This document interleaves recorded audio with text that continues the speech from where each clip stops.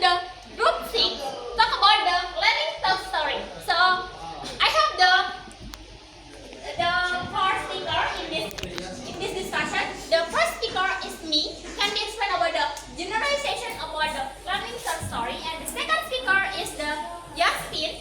Can be explain the way of the using story in learning. And the third speaker is the Rohanut. Can be explain about the developing learning thought story, and the last speaker is the Marconi Simatupang. Can be explain about the process of the using story. Okay, let's start about the discussion. Learning thought story for young learners. So the teaching English to the young learner, and dengan young learner dengan yang dewasa itu berbeda. Cara pembelajaran mereka itu berbeda. Apa yang membedakannya? Yaitu yang pertama, kepada anak-anak, the young learner. Young learner itu mereka belajar tanpa menyadari, dan sedangkan adult, the orang dewasa itu mereka belajar dengan sadar gitu. So talk about the second is the generation context of the learning the story. Talk about the imagination. Imagination, that story stimulates children image and help make the connection between abstract concept and the real situation. The meaning that the storytelling yang dipelajari oleh anak-anak itu seperti mereka berimajinasi dengan media gambar dan segala macam. Contohnya kita di anak-anak itu dengan story gitu, story gambar bisa dengan itu, dan dengan itu mereka bisa cepat belajar bahasa Inggris. So talk about the emotion awareness. The mean that the story can make their emosinya, kayak apa sih, feeling mereka yang di story itu mereka bisa dapatkan dari learning story itu.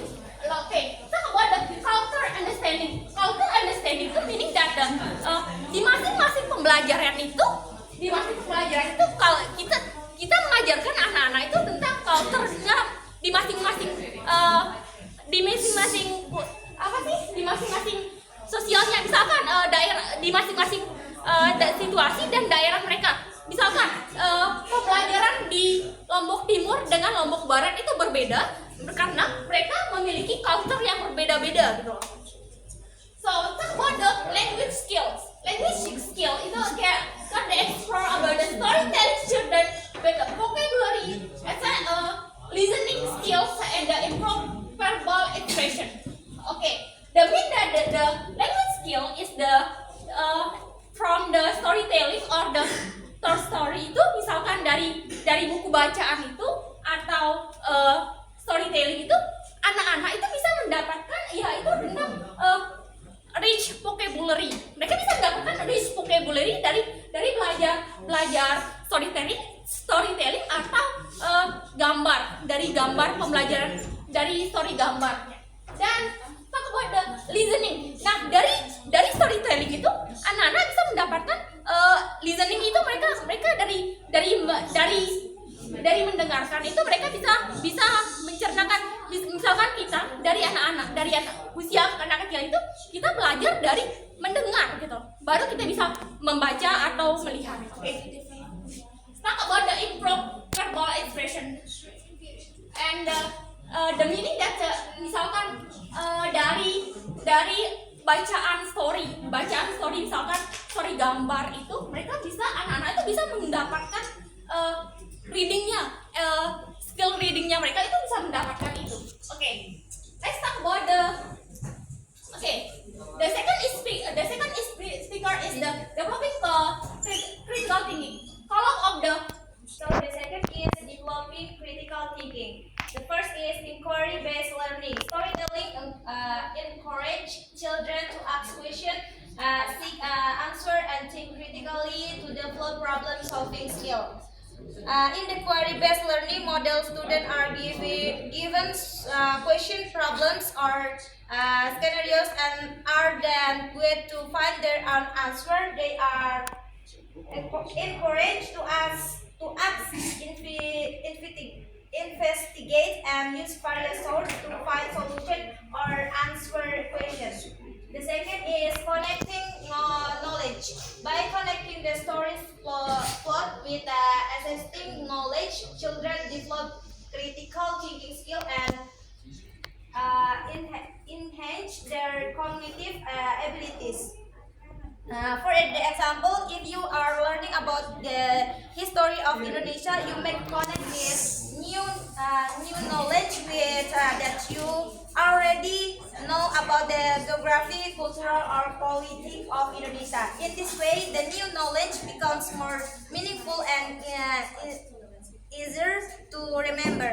Connecting knowledge also helps us see relationship and patterns across different fields of knowledge. The last is active engagement. Storytelling actively engagement children sparking curiosity and promoting analytical thinking as they predict and interpret the plot.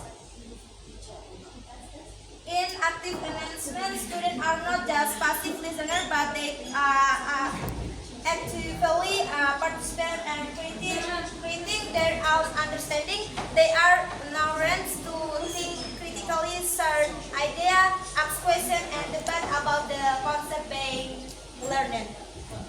Thank you. Okay, thank you for the second speaker is Yasmin. So Okay, this is a process step to engaging storytelling. In number one, we starting first from choose a story. Select X approach and engaging stories that align with learning activity. So here we ask teachers must be choose a interesting story for young learners. Seperti kita harus mencari cerita yang menarik untuk anak-anak, seperti cerita bergambar, tapi sesuai dengan umur mereka, agar mereka merasa senang dan bisa mengikuti pelajaran dengan gampang. And the second, there is preparation. Preparation visual, roles and gesture to introduce storytelling experience and keep children engaged. Jadi yang kedua, kita harus menyiapkan beberapa visual seperti buku yang bergambar dan slide-slide seperti ini dalam mengajar melalui storytelling tersebut. Dan yang ketiga ada interactive delivery. Bring stories to life by incorporating voice, sound effect, and interactive element for an immersive experience. So here we ask teachers harus menghidupkan suasana dalam belajar melalui storytelling tersebut. Seperti hewan ini lagi ngapain gitu, kita harus mengulang-ulang kembali kepada siswa tersebut, anak-anak tersebut, dan menyuruh mereka untuk menanyakan apa yang sedang terjadi di dalam cerita tersebut. Jadi di sini kita harus menghidupkan suasana agar anak-anak tersebut bisa semangat belajar. Biasanya dari proses ini anak-anak merasa tertarik dan lebih efektif menggunakan proses ini. Maybe that's all for me. Thank you. okay, thank you for the first speaker. Okay, the last speaker is the Ronan who can explain about the method of the In storytelling technique, there are three main tools. There are active listening, group participant, dynamic storytelling. The first is active listening. Sometimes, as a child, our parents tell us about a lot of stories, so that can grow our empathy to understand about vocabulary. Active listening is when we try to grow up their mindset about critical thinking. We have to give them more and more about about video on YouTube or on podcast about critical thinking through a story, just like maybe story about storytelling when we little kids. And their group participant is like school, like their group participant maybe can such as teacher and student. So teacher can be the leader and the participant as a student.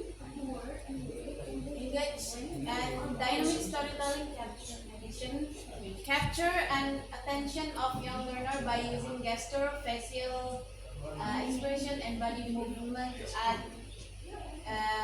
excitement and essence storytelling. To make the story more live, the teacher or the leader have to using gesture, facial expression, and body movements, such as when teacher try to storytelling about an animal, so the teacher must have to maybe practice about how the sounds lion, how the sounds chicken and everything, and they have to move like that animal do. Maybe that's it. Thank you for the last speaker in this discussion. So I will explain about the conclusion and penambahan materi yaitu tentang the use of the story, the use of the learning stories. So in the use of the learning story, you only to know that about the story yang akan kalian yang kita kasih ke anak-anak itu seperti apa, dan kita harus meyakinkan bahwa storytelling atau story gambar yang kita kasih kepada the elementary school itu bisa berdampak kepada readingnya, vocabulary-nya, listening-nya, and the second is about the children. So kita harus memahami children itu membutuhkan apa yang kurang dari children itu, and the second adalah bagaimana sih efektifnya kita belajar storytelling itu kepada anak-anak gitu.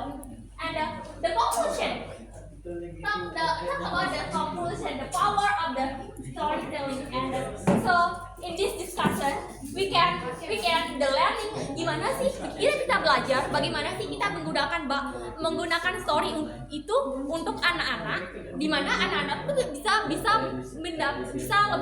lebih cepat tercerna the reading skillnya, mereka bisa mendapatkan reading skillnya, dan kita bisa belajar how about the process of the learning the story and the method, where the method have the three methods, and the first the participant and the group presentation and the individuals or the so on.